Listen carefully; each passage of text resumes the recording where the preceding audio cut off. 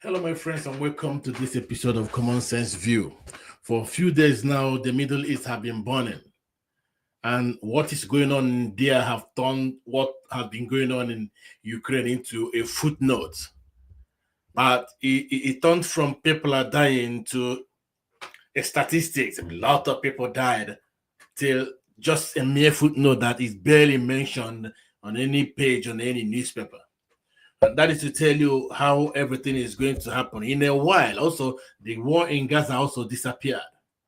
And that is how it is. How much we value human life, how much we toil around with human life.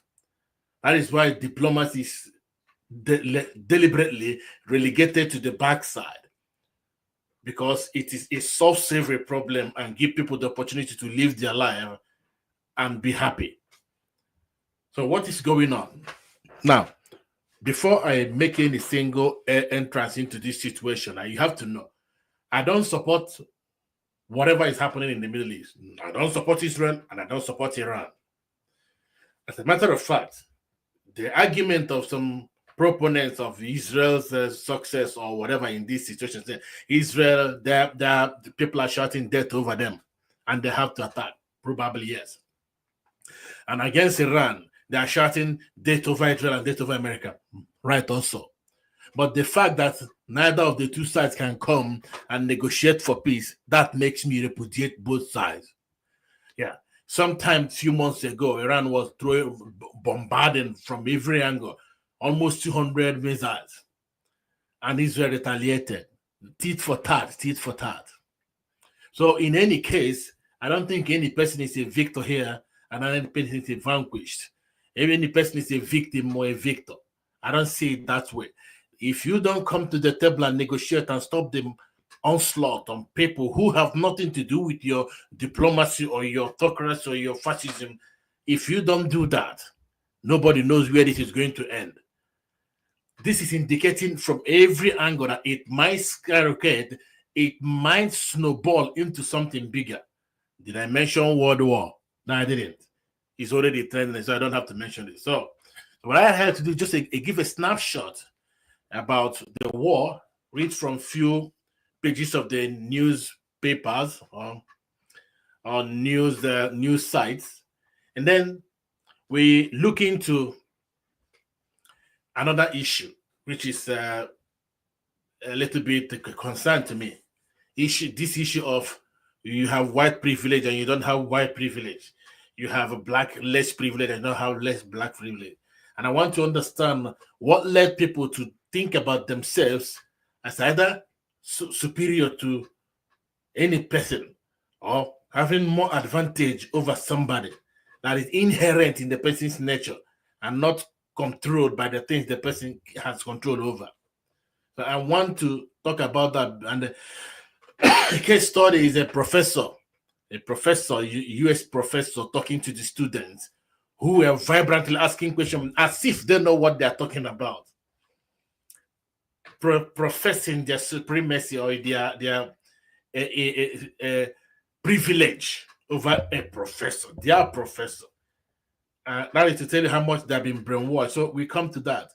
And finally, we will conclude with an outrageous position taken by Whoopi Goldberg, who compared life in Iran as being on the same par with life in the US. I don't know. To me, I was simply dumbfounded that somebody who had been in the international limelight for as long as I can remember is so abysmally inept to believe that. But when we get there, you will hear it for yourself and make your own judgment. Okay, before we continue, if you are just branching here for the first time, I solicit humbly that you give me a thumb up, comment and share. And if you listen a little bit and you get some value, even if it is the way I talk or the way I present things, do good to subscribe so that at least you have the opportunity to criticize me another time. And I'm okay with that. So that being said, let us take this first news I'm taking here is from the Hill. The Hill. Trump keeps Iran lawmakers guessing on potential attack plans. Now, it's a little bit, they gave out a lot too quick. Trump never said he will attack or he will not attack. Yeah, he kept them guessing, but he wasn't using attack in that sense. He said everything is on the table. Now, President Trump is keeping the world guessing as he mulls whether to join Israel escalating attacks on Iran aimed at destroying its nuclear program. The president met with his national security aides in the Situation Room for a second consecutive day on Wednesday while openly weighing whether to strike Iran. Nobody knows what I'm going to do, Trump told reporters at the White House. I like to make a final decision 1 second before it's due. So that's the position he took when a reporter asked him if he's going to strike Iran, and he said, "Who answers such a question? I'm not going to answer you if I'm going to strike Iran. The point is, I might or I might not," which makes sense. Don't just give away your card in the first round. You have to be strategic about it, because it's not just like you have an open mouth. Whatever you say, it's not like Biden. When he says something, the eyes will come back and say, when he says this, he meant to say this. No, whatever he says, even the things he thought, and most of the times wrongfully categorized. So to make any utterance, he has to weigh the value, because it is actually going to be effective, or it is going to be misconstrued as what he said or what he didn't say. So going forward, Israel officials said Thursday they would intensify their strikes after Iran targeted a key hospital in southern Israel in an overnight missile attack.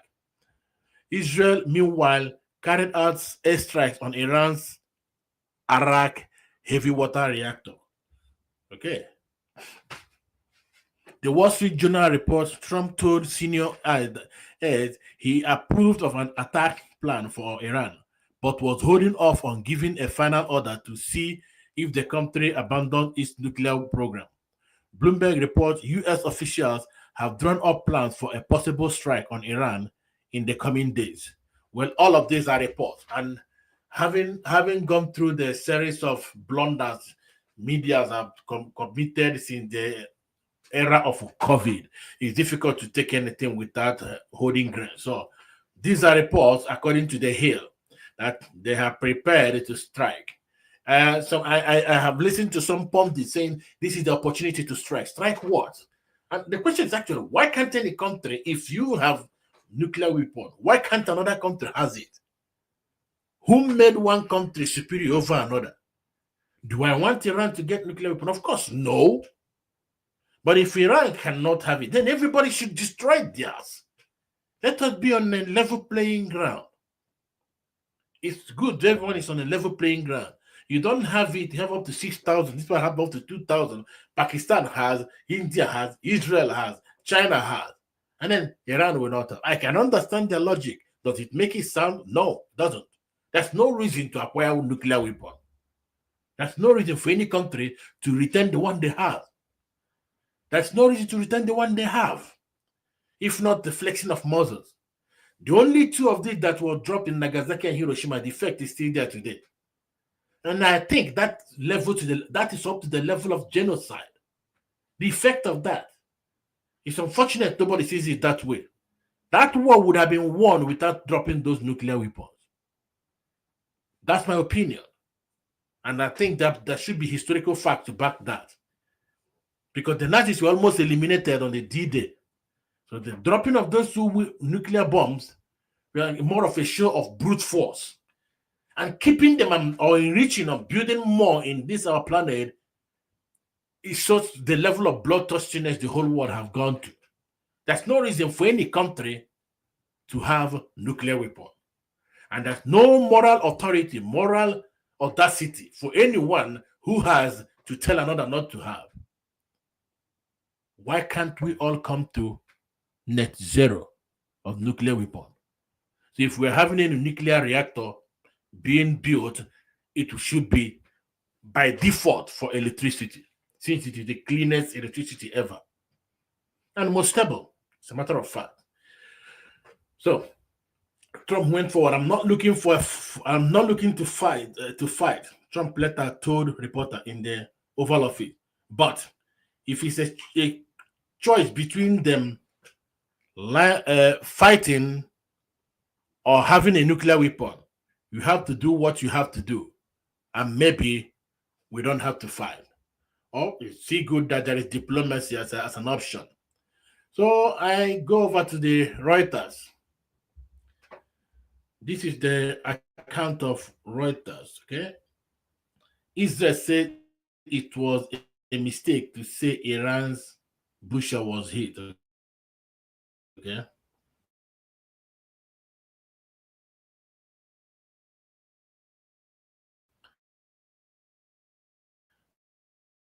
So they are already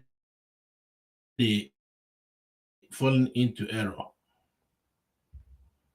In fact, bombing a hospital, I don't know what the human toll, revocation of service. I don't know why it is necessary. The Tel Aviv team, an Israel military official said on Thursday that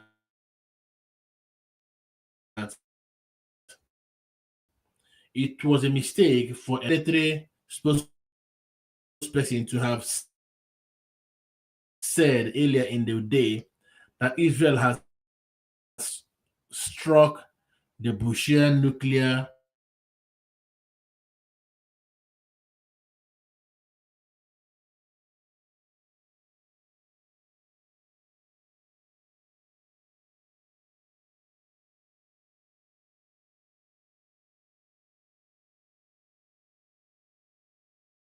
stand. It is unnecessary.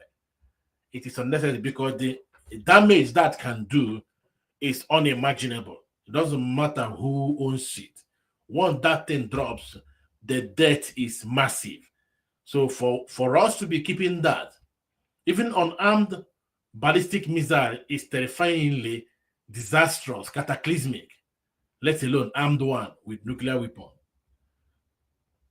Israel-Iran threat fire. Okay, this is Wall Street Journal. All of these are the news. See what I said from the beginning. It's hard to find the Ukraine war at any of these headlines. Israel attack Iran Iraq nuclear reactor as Iran strike Israel. So, okay. Israel issues strongest direct threat to Iran's supreme leader. This is all about it. And what happened to the war in Ukraine? What happened there? It is still human beings dying there. Yeah, even though Trump said that he had a talk with Putin, who wanted to intervene in Iran, I told him, let us intervene and finish yours first, which makes sense if that discussion was held. If it was, then that is a good response to give Putin. Finish that war. But even though there's no reason why two of them cannot finish at the same time, that's not even a reason to fight them in the first place. And yet we go on damaging human beings, human life, everything people suffer to put together because the people on top care only about themselves, claiming that they care about those they are leading. Unfortunately.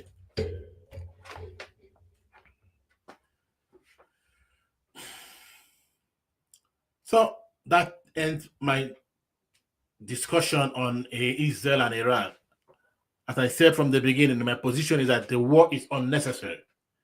And having a weapon, a nuclear weapon by any country, be it US, Russia, or whoever, is unnecessary.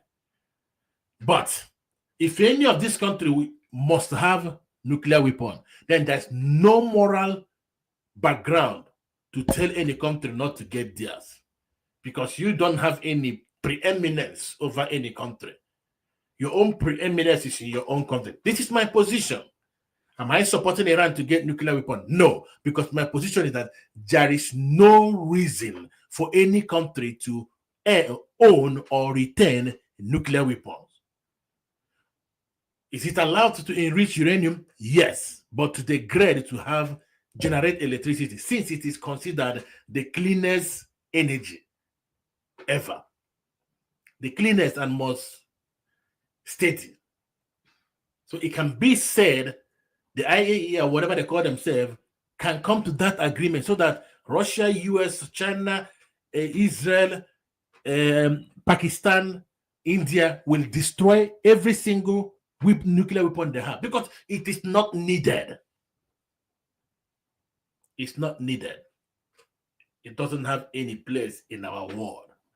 If we can't resolve conflict at this age of the planet Earth amicably, diplomatically, then all of these politicians have failed and should just self remove themselves from their positions, all of them.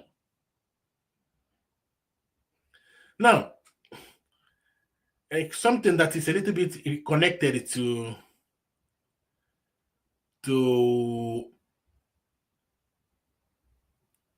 Iran and Israel. That was the statement made by Whoopi Goldberg. You know Whoopi. She said in one of their sessions that Iran and US are on the same level of sanity, insanity, civility, and the chastising of their citizens. And I was asking myself, how can somebody in the level of Whoopi have such deranged and myopic view about her own country, millionaire? Compare herself to Iran, where women are treated massively differently. Whether they have right or not, I don't know, because it's wrong to judge them from my own anthropological perspective. But judging, if you want to have an objective view of what womanhood is, let's listen to Whoopi and their group to see whether this is outright insanity or if she's actually in her right mind. I'm just saying that these are the people that attacked them. They fund Hamas. I understand why they're doing it. And by the way, let me remind people about Mahsa Amini, who's an Iranian woman who was killed for miswearing her hijab. Have attacked Israel preemptively. They're a terrorist nation and the biggest. We do what they do? No, as I said, the people of Iran have self-determination and they want the Ayatollah gone. They should do it internally through a democratic And by the way, I want to say this so that I don't get a bunch of hate mail. Criticism of the Israeli government is not anti-Semitic. Okay? I am criticizing Benjamin Netanyahu. I am criticizing Israel. I am not an anti-Semite. But under international criminal law, what is happening now is not legal. That's the bottom line. But let's just remember, too, the Iranians literally throw gay people off of buildings. They don't adhere to basic human rights. Listen, here's the thing.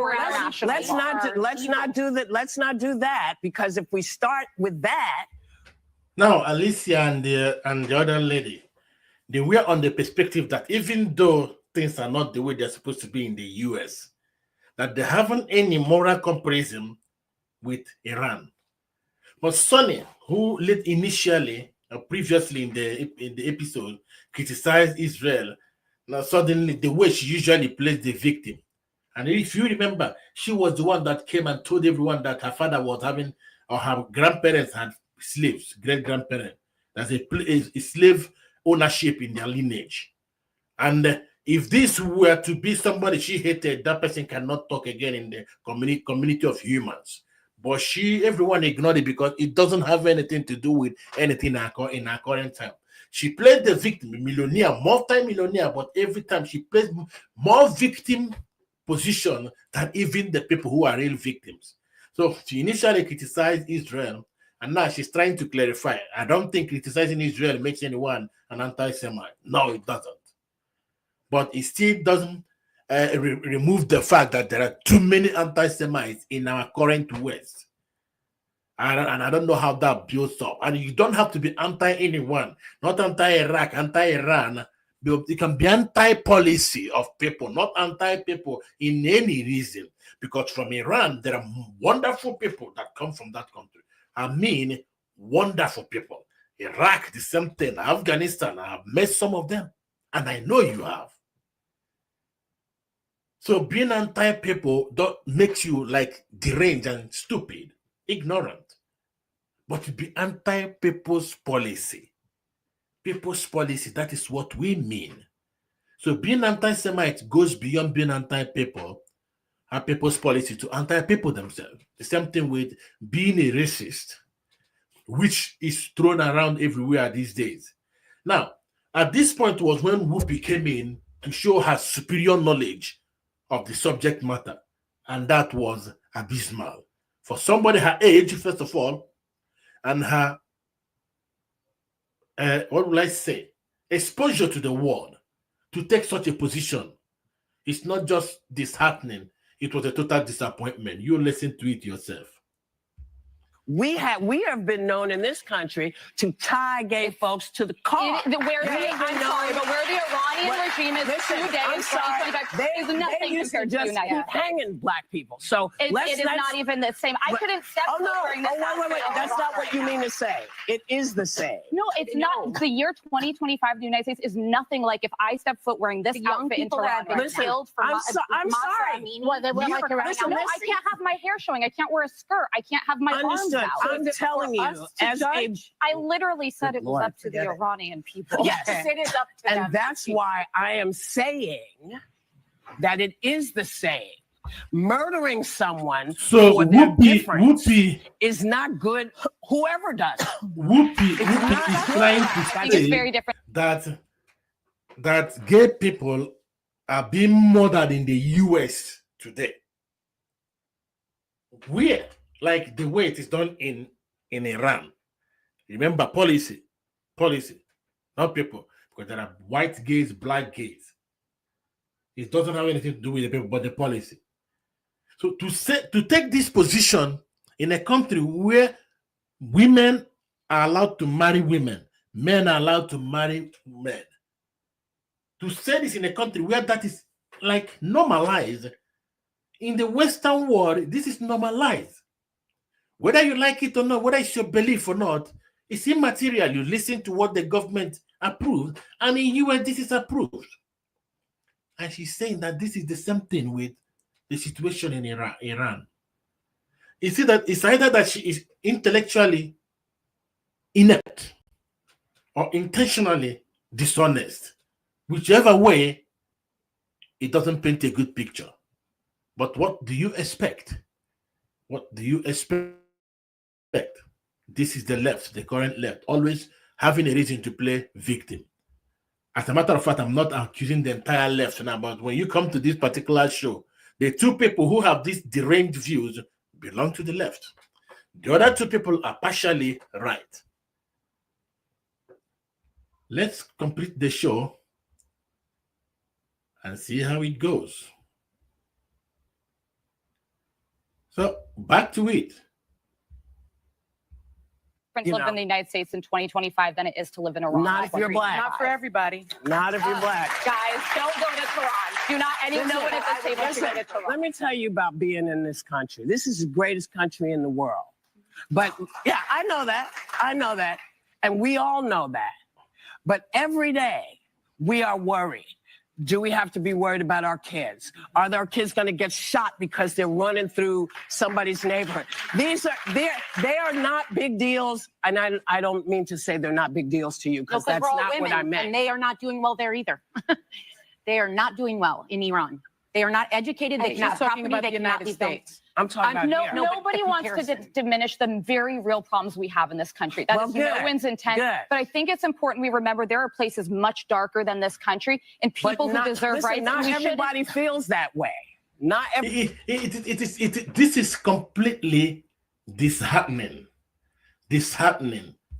In my place, we used to say that the reason why it is good when everyone is dying to remain an elder is to let somebody be alive to tell the younger generation that you don't eat the meat of a vulture.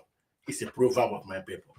But to see an elder, somebody as old as Whoopi, taking this position, who has seen the worst of her country, seen the good, and is enjoying the better, taking this position, it's a total disappointment. It's a failure.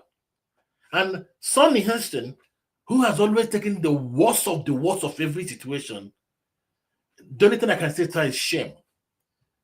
she's a shame. It's a shame. It's a kind of a total embarrassment. And look at the divide between these two. These are two, a black woman and a Latino woman, and two Caucasian women. The two Caucasian women have positive view of life, positive view of the era we are in. Nobody is sleeping on the plantation now. Nobody has a master in a plantation who is whipping his back every morning. But these two people who should know better, who should acknowledge the process we have come through, where we were coming from and where we are. And they either feign ignorance or that they're really ignorant or malicious. Either of that, and one of the three. It's quite unfortunate. And that leads me to the next video we are going to check. So, but before we go to that, if you got any value so far, please leave your comment. If you think I'm talking rubbish, it's a free word. Let me know at the comment side. Don't go carrying it in your mind. Let it out on me. If you get value one more time, you can also go extra mile to subscribe for more. I don't post every day. I post three times in a week. But it would be nice that anytime I come here, I see that somebody left me a message. I go through it and make a comment. Or either I breeze through it or I dwell on it. So let us now go to the next video, which was a professor who is telling people that this view Sonny and Whoopi had don't have foundation in reality. That you don't have any privilege over me. My privilege is in my hand and your privilege is in your hand. Especially in terms of my color and the benefits or demerits that come from it. It's a different thing to say that, okay, because my parents didn't do well, I have economic disprivilege. Or you are more privileged, you have more privilege than me based on your father had more economic status than mine. That could be understood. But that is the same case with whether you are white or black. But if your mindset is that you have privilege over me because your parents were white and my parents were black, therefore the privilege is inherited by you and I inherit the less privilegedness of my own parents. No. But that is what most of the people in the West are taught today, especially in the US. And as a matter of fact, that has no foundation in any reality, at least not an objective reality. But that is a view most people on the left, unfortunately, but here in Europe, most people hold. Don't ask me how they got it. Don't ask me how they got it. I can't answer you that. But what I can answer you is that my mistakes are as a result of my decisions. My success are also as a result of my decisions. They are not because my father was rich or poor. If I should grow as tall as my father, then I wouldn't be here. And you, if your father is a multi-millionaire, if you should have that privilege, yeah, that would be understood, economic privilege. But if you don't put your own effort to control what your father left for you, you will be as poor as any poor person from any racial or economic background, period. So let's watch the professor and see what he has. The latest Young America Foundation event, making white liberal students cry. You can't make this stuff up. This video gets wild. As usual, guys, the timestamps for these debates are all in the description. Skip to the part that you like. Let's get it. I would like to preface my question with a couple of words from a fellow American and a fellow Christian myself. So I would like to open with First of all, do you see the premise? Fellow Americans and a Christian myself. At Backlash, appealing to authorities. None of them, that means she can actually be absolved of the ignorance because she was quoting some authorities, fellow Americans, and as a Christian, I say talking with like fellow Americans who the stupid ones make you as important as anything, or being a Christian absolves you from being stupid. We continue. A verse from Leviticus 19, verse 15. It says, "You shall not do injustice in court. You shall not be partial to the poor or defer to the great, but in righteousness shall you judge your neighbor." And that, to me, relates to the institution of white privilege and what the liberalists claim that it is. It is not to put white people above. It is not to bring black people down. It is to judge what wrong has been done in the past by white people so we can learn from our mistakes and move forward in this country. And so I am going to be blunt, since you were advocating for violence, such as your example with hanging and Muhammad Ali. I just want to know, what is the point in spreading blatant lies, as you referred to before, such as like the liberals were taking over the government to elect black or like liberals en masse. I mean, if you look at our Congress today, it is 70% white. I just want to know why. Well, that's not a lie, because if you look at the black community, which is what I'm talking about, almost 100% of our representation are liberal. When you go to any city, any majority black district, the person that represents that area is a liberal. So when you're talking about a lie, you obviously don't know what you're talking about. Yeah, in relation to that, remember, United States is almost 60-something% white, around 13% blacks, and yet it's not 100% white. So representation means if it is the more the people, the more the representation. And yet, most white neighborhoods are represented by black people, irrespective of the fact that they are the minority. Of course, minority that refuse to grow in number because of other factors that are not part of this, factored into this particular show. So the idea that this is a background for any question, and see the audacity of the person asking the question, the certitude she had, the moral certitude as being right. That it's like, I'm prosecuting you by your own words. Unfortunately, how long did that last? Because that's a fact. It's not a lie. Also, when you start talking about what white people have done to America, it's about what a white person has done. I don't believe in collective punishment. I'll make you responsible for what you did. I'm not going to hold you responsible for what somebody else did 100 years ago or what somebody else did today. I hold you responsible for your action. You hold me responsible for my action. In the same way that some white people believe that black people are lazy, shiftless, and ignorant and whatnot. That's not me. In the same way that most of y'all believe they're on their knees begging and slobbering and asking for reparations. That's not me. I don't believe in collective punishment. I deal with you as an individual. Therefore, white privilege is a lie. I've asked you very simply to show me the white person that has privilege over me. Nobody stood up. Do you think you have privilege over me? Yes. You're crazy. You're insane. You have no privilege over me. He said she's crazy for thinking that she has privilege over him. And I think she's actually more than crazy. She's deranged, totally deranged. Brainwashed, as a matter of fact.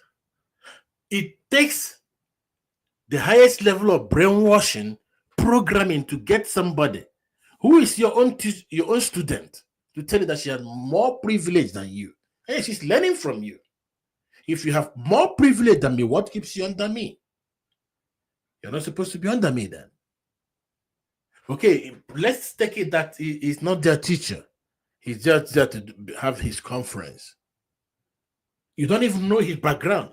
You don't know his story. You don't know much about him, and yet you claim privilege over him. It's just simply narcissistic. And this is coming from the people who have terminology for everyone. They call narcissists fascist. This is pure narcissism. As a matter of fact. So let's see how he handles that. And then what happens next will blow your mind. the strong got weak so fast. Let's make this absolutely positively clear. You have no privilege over me, and if you got it, show it to me right now. My parents had generational wealth. What's your privilege over me?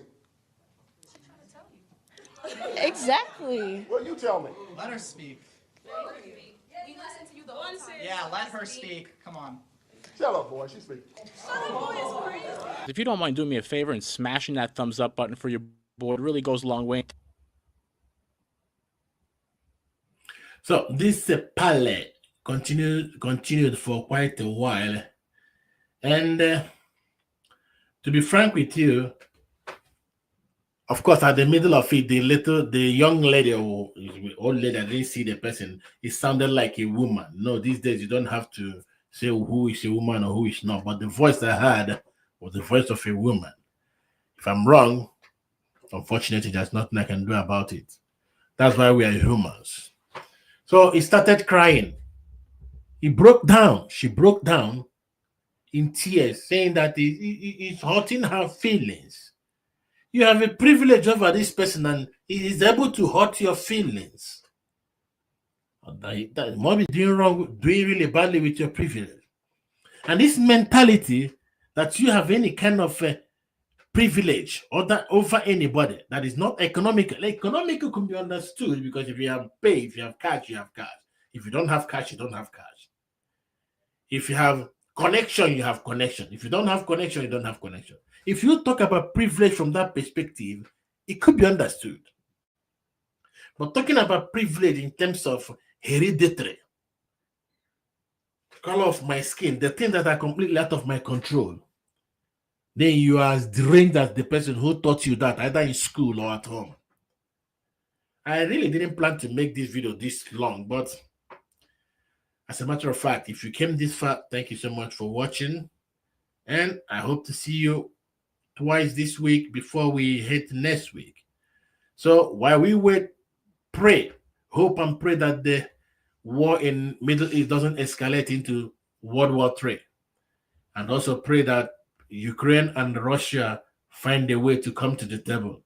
And also pray that what is going on in Gaza between Palestine and Israel will come to an end. The more peaceful the world is, the more enjoyable and happy for everyone. On that note, I say, have a wonderful time and more love to all of you. Ciao.